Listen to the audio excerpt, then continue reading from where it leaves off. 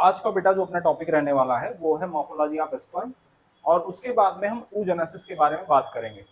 Last term तक हमने जो बात करी है वो ये है कि male productive system, female productive system और गैमेटोजेनेसिस के अंदर हम स्पर्मेटोजेनेसिस डिस्कस कर चुके हैं कंप्लीटली। ठीक है, मेरी बात समझ रहे हो? इतना आपको तैयार भी हो गया होगा, आपका पूरा बढ़िया से तैयार हुआ होगा, हमें ऐसी उम्मीद है। हुआ होगा तैयार? अच्छा, नहीं हुआ है तो उसके लिए मेहनत करनी है, अगर हो गया है तो बहुत अच्छी बात है। ठीक, और अभी ये हम जो है अगर कंप्लीट हो गया टाइम से बेटा तो हम रिवाइज भी करवा देंगे एक बार, है ना, लेकिन ये टाइम से कंप्लीट हो जाने के बाद में, है ना, क्योंकि oogenesis थोड़ा सा कॉन्सेप्चुअल ज्यादा होता है स्पर्मेटोजेनेसिस के कंपैरिजन में, और यहाँ पे टाइम भी थोड़ा सा ज्यादा लगता है इसको पढ़ाने में। ठीक है, तो बेटा बिना समय गवाए हुए हम स्टार्ट करते हैं अपना आज का लेक्चर, जिसके अंदर बेटा सबसे पहले हम मॉर्फोलॉजी ऑफ स्पर्म पढ़ने वाले हैं। क्या पढ़ने वाले हैं? Morphology of sperm.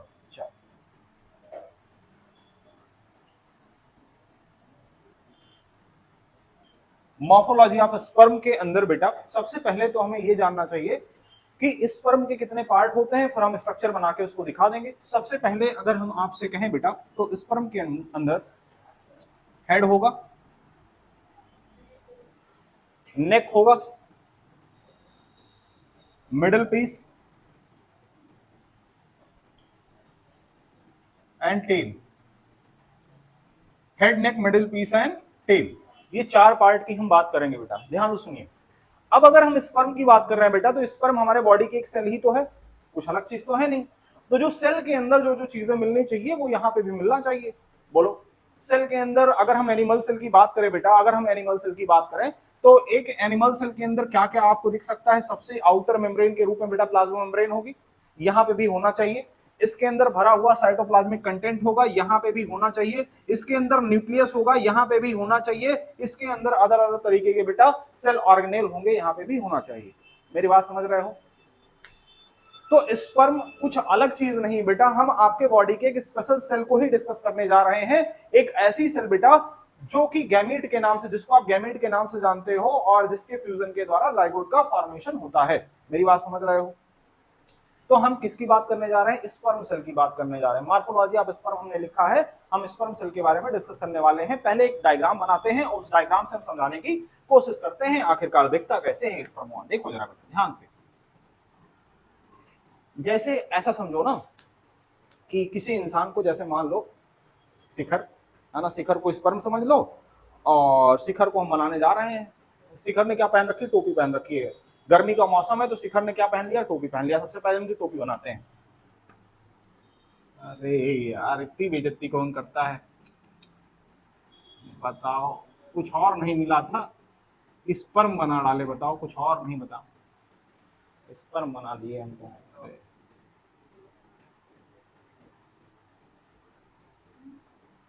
स्पर्म बना दिए यार, टीचर है, कुछ कह भी नहीं सकते। बाहर मिलिए, बताते हैं फिर, है ना। सुनो बेटा, देखो, ये ऊपर जो टोपी पहन रखी है शिखर ने, इस टोपी को बेटा हम एक्रोसोम बोलते हैं। क्या बोलते हैं? एक्रोसोम। एक्रोसोम। अच्छा, एक बात सुनिएगा, ये जो एक्रोसोम है बेटा ये भी आपके हेड का पार्ट है, और जो हम नीचे बनाए बेटा ये भी आपका हेड ही है। ऐसा समझो कि जो टोपी है इनकी, वो टोपी ना कुछ ऐसी वाली टोपी है कि वो भगवान ने बना के भेजी है ना। मतलब वो अलग से कैप लगाने वाली नहीं, भगवान ने इनको कहा कि जाओ तुम्हें लगी लगाई कैप मिलेगी, है ना, ऐसा कुछ बोल दिया, है ना। टोपी का मतलब जैसे बेटा आपका क्रेनियल बोन होता है ना, क्रेनियल बोन भी टोपी ही तो है, आपके हेड को कवरिंग दे रहा है। ठीक है, ऐसे ही स्पर्म के हेड को कवरिंग देने के लिए एक्रोसोम है। ठीक, इतना उदास होकर क्यों देख रहे हो बेटा? उसको स्पर्म बना दिए इसलिए। अरे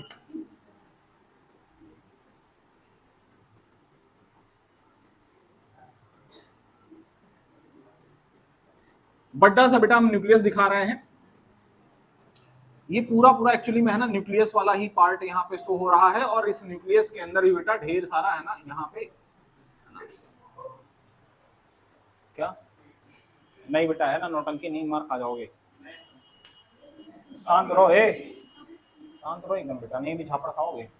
देखो, एक्रोसोम, एक्रोसोम के नीचे बेटा न्यूक्लियस वाला पार्ट हम दिखा रहे हैं, ये पूरा पूरा है ना, आप न्यूक्लियस इसको समझ सकते हो, इसको पूरा न्यूक्लियस समझ सकते हो। और इसके ऊपर हम ये कह रहे हैं बेटा कि अगर सेल है तो प्लाज्मा मेम्ब्रेनवा तो होना ही चाहिए। अगर सेल है तो सेल के ऊपर प्लाज्मा मेम्ब्रेनवा तो होना ही चाहिए।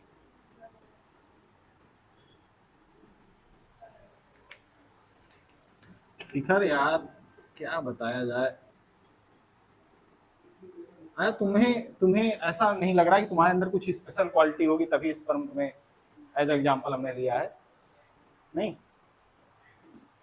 ऐसे रैंडम, सही कह रहे हो, रैंडम ही है बेटा, ये ऐसी कोई क्वालिटी नहीं। हाँ, ये कट करना है। अच्छा शिखर, एक सेकेंड, अच्छा शिखर कह रहे हैं कि आप हमें जो स्पर्म कह रहे हैं वो कट कर देना, नहीं तो बाहर हम आपको देख लेंगे, ऐसा इन्होंने धमकी दी है हमको। तो अगर मुझे कुछ होता है तो उसकी पूरी जिम्मेदारी शिखर स्पर्म को होगी, ठीक है? चलो सुनो बेटा, देखो देखो देखो, कोई बात नहीं, अरे यार ऐसा तो चलता है, नॉर्मल चीज है। दोस्त नहीं हो हमारे, हो ना, दोस्त हो ना हमारे। बेटा सुनो, देखो देखो, ध्यान दो, बस ध्यान दो, देखो अब ये जो हेड वाले पार्ट के बाद में बेटा हम नेक वाला पार्ट दिखा रहे हैं। नेक वाले पार्ट पे दो सेंट्रियोल दिखाई पड़ता है। क्या दिखाई पड़ता है? दो सेंट्रियोल। और आपको याद होगा, अगर हम फ्लैजला निकालना चाह रहे हैं, अगर हम क्या निकालना चाह रहे हैं? फ्लैजला। तो फ्लैजला का फॉर्मेशन बेटा उसकी बेसल बॉडी का फॉर्मेशन सेंट्रियोल के द्वारा ही होता है। बोलो, जो लोग सेल हमसे पढ़ चुके हो, cell the unit of life, वो लोग तुरंत समझ गए होंगे हमने सेंट्रियोल यहाँ पे क्यों दिखाया है। अच्छा, सेंट्रियोल के बाद में बेटा मिडिल पीस, सेंट्रियोल के बाद में क्या प्रेजेंट है? Middle piece. और देखो देखो देखो देखो देखो,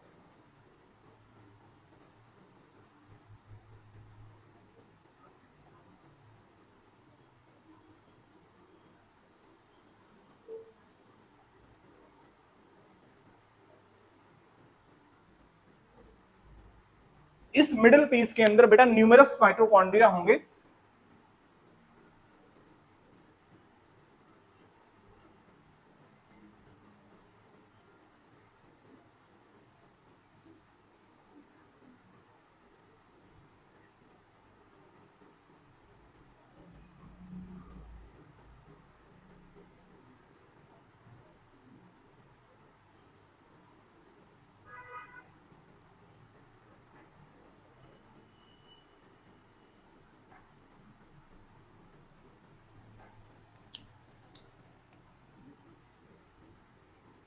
चलो ध्यान दो बेटा, देखो ध्यान दो बेटा, देखो ये एक्रोसोम है, ये न्यूक्लियस वाला पार्ट है बेटा। ये दोनों किस पार्ट में पाए जा रहे हैं? हेड वाले रीजन में पाए जा रहे हैं। कहां पे पाए जा रहे हैं बेटा? हेड वाले रीजन में। ये नेक वाला रीजन है, और नेक वाले रीजन में बेटा प्रेजेंट है सेंट्रियोल।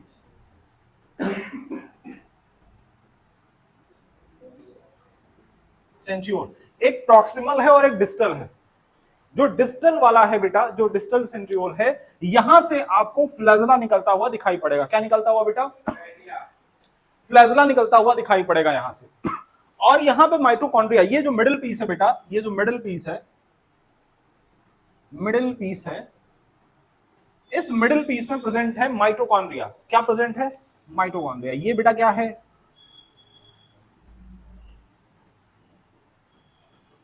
और ये जो अरेंजमेंट, स्पाइरल अरेंजमेंट दिख रहा है माइटोकॉन्ड्रिया को बेटा, इसको एक स्पेशल टर्म देते हैं। आप पुराने सवाल करोगे वहां पे मिल सकता है आपको, हालांकि याद करने की जरूरत नहीं है, लेकिन क्योंकि आप सवाल करते हो तो परेशान हो जाते हो, इसलिए मैं बता दे रहा हूं बेटा। इस अरेंजमेंट को, स्पेशल अरेंजमेंट को नेवन कर्ण बोलते हैं। क्या बोलते हैं? माइटोकॉन्ड्रिया के स्पेशल अरेंजमेंट को नेवन कर्ण, नेवन कर्ण अरेंजमेंट बोलते हैं। क्या बोलते हैं? नेवन कर्ण अरेंजमेंट, ठीक है। और ये आपका टेल, शिखर का टेल, आपका नहीं है ना, शिखर का टेल। और शिखर के टेल के अंदर बेटा क्या पाया जा रहा है? फ्लैजला, है ना। इसके अंदर, टेल के अंदर प्रेजेंट है फ्लैजला। अच्छा, शुभम गुस्सा गए क्या कि हमें इस पर क्यों नहीं बोले? हमारे अंदर ऐसी क्या कमी रह गई जो हमें स्पर्म नहीं बोला गया, शिखर को कह दिया गया, ऐसा क्या? बेटा सुनो, ध्यान दो, ये है एकदम प्यारा सा आपका स्पर्म सामने जो दिख रहा है ना, इसको हमने हाई रेजोल्यूशन पावर वाले माइक्रोस्कोप के द्वारा यहां पे मैग्नीफाई करके आपके सामने प्रेजेंट किया है। ठीक है, समझ रहे हो? बहुत ज्यादा हाई मैग्निफिकेशन के बाद में ऐसा दिखेगा, आपको समझ में आ रहा होगा बेटा। एक बार फिर से देख लो। हम शुरुआत कर रहे हैं बेटा, है ना, स्पर्म की समझाने की। इसके अंदर क्या क्या चीजें हमने बताई बेटा? ए लपेट के रख लो बेटा, है ना यार, क्या है, सिंसियरली क्लास में बैठो यार, ये सब ना करो भाई। एक्रोसोम न्यूक्लियस किस पार्ट में पाए जा रहे हैं? हेड वाले पार्ट में बेटा। हेड के नीचे मिडिल पीस मिल रहा है जहां पे नेक है ना, नेक मिल रहा है, जहां पे सेंट्रियोल मिल रहे हैं, सेंट्रियोल जहां पे मिल रहे हैं, नेक वाला पार्ट है, नेक वाले पार्ट के नीचे मिडिल पीस है, मिडिल पीस के अंदर न्यूमरस माइटोकॉन्ड्रिया है। माइटोकॉन्ड्रिया का काम आप जानते हो बेटा, एटीपी का फॉर्मेशन होता है, power house of the cell होता है। तो ये माइटोकॉन्ड्रिया एटीपी जनरेट करेगा और उसी एटीपी का इस्तेमाल करके ये जो फ्लैजला होगा स्पर्म का, इस फ्लैजला को बहुत तेजी के साथ मूव किया जाएगा, और जितनी तेजी के साथ फ्लैजला मूव करेगा उतना तेजी की स्पीड के साथ स्पर्म भागेगा। समझ रहे हो? उतनी ज्यादा मोटिलिटी होगी स्पर्म की। मेरी बात समझ रहे हो? अरे बोलो बोलो। अच्छा, ये जो एक्रोसोम वाला पार्ट है बेटा, टोपी है ऐसे, स्पर्म जाता है तो स्पर्म को बेटा जो कोरोना रेडिएटा है और उसके बाद में जो जोना पेलुसिडा वाली मेम्ब्रेन मिलती है, उसको ऐसे पेनिट्रेट करना होता है। अब उसको पेनिट्रेट करने के लिए बेटा कुछ एंजाइम्स यहाँ पे प्रेजेंट होने चाहिए जो निकले, सिक्रीट करें, और सिक्रीट होने के बाद में उस मेम्ब्रेन को डिसॉल्व करने का काम करें, उसको पेनिट्रेशन में मदद करें, उसको पेनिट्रेट करवाने में मदद करें। तो एक्रोसोम वाले पार्ट में बेटा बहुत एंजाइम्स, अलग अलग किस्म के एंजाइम्स पाए जाते हैं, जिनको स्पर्म लाइसिन के नाम से जानते हैं ना। ग्रुप ऑफ एंजाइम्स पाए जाते हैं यहाँ पे, जिनको हम किस नाम से जानते हैं बेटा? स्पर्म लाइसिन के नाम से, स्पर्म लाइसिन के नाम से जानते हैं। अब अगर हम बेटा स्पर्म लाइसिन नाम का एंजाइम कह रहे हैं यहां पे पाया जाता है, तो आपको बिना संकोच के आपके दिमाग में एक चीज आनी चाहिए कि अगर हम स्पर्म लाइसिन कह रहे हैं, पाया जा रहा है, स्पर्म लाइसिन नाम का एंजाइम अगर पाया जा रहा है, तो एंजाइम का फॉर्मेशन तो हो सकता है हो जा रहा हो एंडोप्लाज्मिक रेटिकुलम पे, लेकिन इसकी पैकेजिंग के लिए गोल्जी बॉडी जरूरी है। तो यहां पे हो ना हो, गोल्जी बॉडी भी प्रेजेंट होगा बेटा, गोल्जी बॉडी प्रेजेंट होगा। माइटोकॉन्ड्रिया है, सोचो सेल ऑर्गेनेल पाए जा रहे हैं नहीं पाए जा रहे हैं बेटा? माइटोकॉन्ड्रिया हमने दिखा दिया, गोल्जी बॉडी भी कह दिया, है ना? ठीक है, बोलो। इसको जल्दी से या तो फोटो खींचो या फिर बेटा नोट कर सकते हो, लेकिन एक सेकंड रुक जाओ। नोट करने से पहले बेटा कुछ बातें हम और बता दें, तब कुछ बातें हम और बता दें। जैसे हम अगर ये कहें बेटा कि जो स्पर्म है, स्पर्म अकेले तो निकलता नहीं है, सीमेन के साथ में निकलता है ना। सीमेन के अंदर बेटा सेमाइनल प्लाज्मा और स्पर्म दोनों होते हैं। अभी हमने कुछ एक लेक्चर पहले हमने आपसे बेटा सीमेन का कंपोजिशन बताया था। सीमेन के अंदर क्या क्या प्रेजेंट था? सेमाइनल वेसाइकल का जो सिक्रीशन था वो कितना था? 60% था। प्रोस्टेट का जो सिक्रीशन था 30% था। जो स्पर्म था बेटा वो कितना था? 10% था। अब मैं ये कह रहा हूं कि जो सीमेन है बेटा, जब इजाकुलेशन होता है तो इजाकुलेशन के दौरान कितना सीमेन रिलीज होता है ना? जो पेनिस है, पेनिस से कितना सीमेन रिलीज आउट होता है इन वन टाइम, है ना, एक बार में कितना सीमेन रिलीज आउट होता है। पर इजाकुलेशन की हम बात कर रहे हैं बेटा, तो पर इजाकुलेशन अगर हम कहें, पर इजाकुलेशन जो सीमेन है बेटा 2 से 4 ml रिलीज हो सकता है। एवरेज वैल्यू अगर बेटा हम 2 ml मान के चले, लगभग 2 ml on an average release होता है। एवरेज अगर हम कहें 2 ml के आसपास रिलीज होता है। और अगर हम आपसे इस एवरेज 2 ml सीमेन के अंदर स्पर्म की क्वांटिटी की बात करें, हाँ, तो मैं ये कह रहा था बेटा, सुनो जरा ध्यान से, मैं ये कह रहा था जो स्पर्म है बेटा, पर इजाकुलेशन सीमेन जो है, पर इजाकुलेशन जो है, जो सीमेन रिलीज होता है 2 से 4 ml हो सकता है, ऑन एन एवरेज 2 ml के आसपास रिलीज होता है। और इसमें भी अगर हम पर ml स्पर्म की बात करें, अगर हम स्पर्म की बात करें बेटा, इसमें स्पर्म जो है लगभग 100 से 150 मिलियन पर ml होता है। जो स्पर्म की क्वांटिटी है बेटा, जो स्पर्म की क्वांटिटी है वो 100 से 150 मिलियन पर ml की होती है। मतलब अगर 2 ml है, अगर हम ऑन एन एवरेज कितना मान रहे हैं स्पर्म, जो सीमेन है, अगर हम ये ऑन एन एवरेज मान रहे हैं कि 2 ml रिलीज होता है सीमेन, तो स्पर्म इसके अंदर कितना होना चाहिए? 200 से 300 ml 300 मिलियन पर ml होना चाहिए, नहीं सॉरी 300 मिलियन पर इजाकुलेशन होना चाहिए, है ना, पर इजाकुलेशन। मेरी बात समझे? ठीक है, समझे? एक बार फिर से सुन लो बेटा, हमने कहा जो सीमेन रिलीज होता है वो पर इजाकुलेशन कितना रिलीज हो सकता है, 2 से 4 ml रिलीज हो सकता है। इसमें अगर हम एवरेज वैल्यू 2 को मान के चले तो हम ये कह रहे हैं बेटा कि हर पर ml में स्पर्म की क्वांटिटी कितनी होती है, 100 से 150 मिलियन की हो सकती है पर ml में, है ना। और अगर हम ये कह रहे हैं कि 2 ml on an average semen release होता है तो 2 ml का मतलब ये हो गया बेटा कि इसका जस्ट डबल कर दो, हमने पर ml की वैल्यू बताई है तो इसका जस्ट डबल कर दोगे तो 200 से 300 मिलियन पर इजाकुलेशन आ जाएगा, समझे? अरे वो बोलो, एक डाटा एनसीईआरटी और देता है कि जो स्पर्म है ना वो स्पर्म फर्टिलिटी के लिए जिम्मेदार है, मेल की फर्टिलिटी के लिए बेटा जिम्मेदार फैक्टर स्पर्म का सही सही होना है, सही क्वांटिटी में हो, सही शेप एंड साइज में हो और मोटिलिटी उसकी बढ़िया हो। तो इसके बारे में बात करी जाती है, इसके बारे में भी डाटा दिया जाता है कि स्पर्म जो है बेटा मोर देन 20 मिलियन पर ml होना चाहिए। अब आप कहोगे सर ये क्या आप बताए, ये क्या नई बात कह रहे हो? अगर हम बेटा नंबर ऑफ स्पर्म की बात करें, नंबर ऑफ स्पर्म की बात करें, है ना, इजाकुलेशन की, तो मैं ये कह रहा हूं बेटा कि ये जितना हमने बताया है ये एवरेज ऐसा होता है, इनमें कमी भी तो हो सकती है, हर इंसान में थोड़ा बहुत वेरी कर सकता है, वेरिएशन होते होते होते होते मैं कह रहा हूं बेटा 100 से 150 ml जो हमने लिख रखा है इसमें कमी होते होते 40 तक चला जाए, 50 तक, 60 तक चला जाए, 30 तक चला जाए, दिक्कत नहीं है। लेकिन अगर 20 से कम हो गया बेटा तो वो जिस भी इंसान के अंदर 20 मिलियन पर ml से कम होगा उसके अंदर इनफर्टिलिटी देखी जाएगी, समझ रहे हो?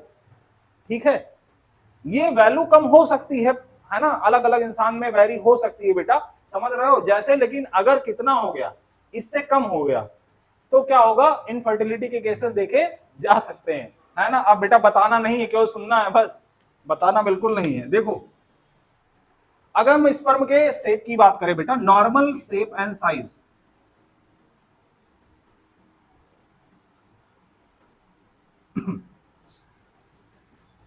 सिक्सटी परसेंट स्पर्म जो है नॉर्मल शेप एंड साइज के होने चाहिए, मेरी बात समझ रहे हो? अच्छा, इसके अलावा लगभग 40% स्पर्म जो है इनकी विग्रस मोटिलिटी होनी चाहिए। अब विग्रस मोटिलिटी का मतलब क्या हुआ, बहुत बहुत मतलब जैसे होता नहीं है कि किसी काम करने की एकदम ललक, है ना, समझ रहे हो, ऐसे इनको रेस लगाने की एकदम ललक होनी चाहिए। जैसे तुम्हें देर से आने की बेटा ललक होती है कि हम आराम से देर से पहुंचेंगे, ऐसे किसी किसी को जल्दी आने की होती होगी, आना चाहते हो लेकिन फिर भी जो है तुम्हारी घड़ी पीछे हो जाती है इसलिए तुम लेट हो जाते हो। चलो बेटा कोई बात नहीं। देखो तो यहां पे मैं ये कह रहा हूं, एक बार फिर से सुन लो, हम ये कह रहे हैं बेटा किसी इंसान के अंदर, किसी भी मेल के अंदर नॉर्मल फर्टिलिटी होने के लिए, शांत हो जाओ बेटा, नहीं झपड़िया देंगे अभी आके हम, है ना, नॉर्मल फर्टिलिटी होने के लिए क्या क्या होना चाहिए, स्पर्म का नंबर ग्रेटर देन 20 मिलियन पर ml होना चाहिए। नॉर्मल शेप एंड साइज की अगर बात करें 60% स्पर्म का शेप और साइज नॉर्मल होना चाहिए और विग्रस मोटिलिटी लगभग 40% स्पर्म की होनी ही होनी चाहिए, तभी इंसान का जो स्पर्म होगा वो फर्टिलिटी प्रोवाइड करवा सकता है, वो फर्टाइल हो सकता है, नहीं तो गड़बड़ी आ सकती है। ठीक है, इतनी बात समझ गए बेटा? पूरा बोलो, मॉर्फोलॉजी ऑफ स्पर्म के अंदर हमें इतनी बातें जाननी थी।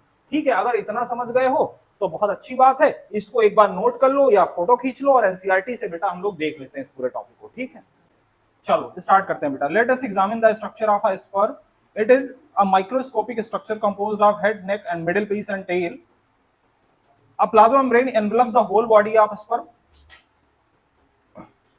यार जो बातें इधर लिखी हैं जरा रिलेट करते चलना, है ना। ये कह रहा है microscopic structure composed of head, neck, middle piece and tail, head, neck, middle piece and tail. ठीक है, इसके बाद में देखो जरा, a plasma membrane envelops the whole body of sperm.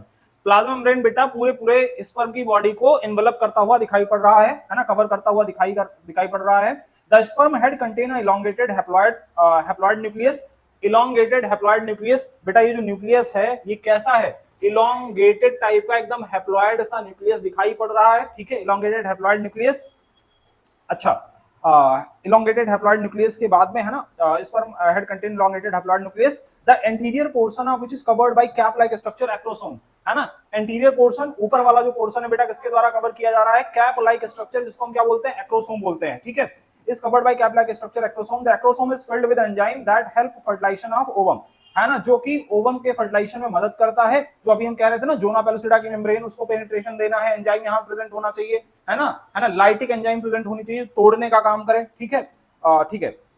The middle piece possesses numerous mitochondria which produce energy for movement of tail that facilitate sperm motility essential for fertilization.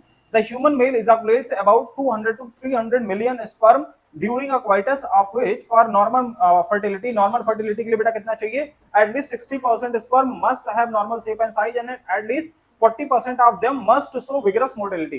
ये जो 60% है बेटा, इनमें से 40% कैसे शो होने चाहिए, विगरस मोटिलिटी शो करनी चाहिए इनको, ठीक है। इसके बाद का जो पैराग्राफ है बेटा, ये सारी बातें आप जान रहे हो पहले से, क्या लिखा है इसमें देख लो जरा, sperm released from seminiferous tubule, कहां से रिलीज हुआ, seminiferous tubule, are transported by straight tubuli recti, बोलो जल्दी से, फिर से एक बार सीक्वेंस बोल जाओ, ट्यूबुलाई रेक्टाई के बाद में rete testis, vasa efferentia, epididymis, vas deferens, ejaculatory duct, urethra, external urethral meatus, ठीक है, चलो, ट्रांसपोर्टेड बाय द एसिस्टरी डक्ट। और बेटा कौन कौन सी ग्लैंड यहाँ पे फंक्शन कर रही थी, बोलो, है ना, सेमाइनल वेसिकल, प्रोस्टेट, बल्बोरेथ्रल, बल्बोरेथ्रल का मेन काम क्या था बेटा, है ना, लुब्रिकेशन प्रोवाइड करवाना, बाकी दोनों इसमें ऐड ऑन कर रहे थे, है ना, secretion of epididymis, vast difference seminal vesicle and prostate are essential for maturation and motility of sperm. The seminal plasma along with the sperm constitute the semen, है ना, seminal plasma किसके साथ में, sperm के साथ मिलकर क्या फॉर्म करता है, semen का फॉर्मेशन करता है।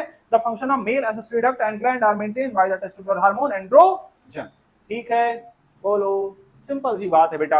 अब जरा हम चलते हैं सेकंड प्रोसेस की तरफ, oogenesis।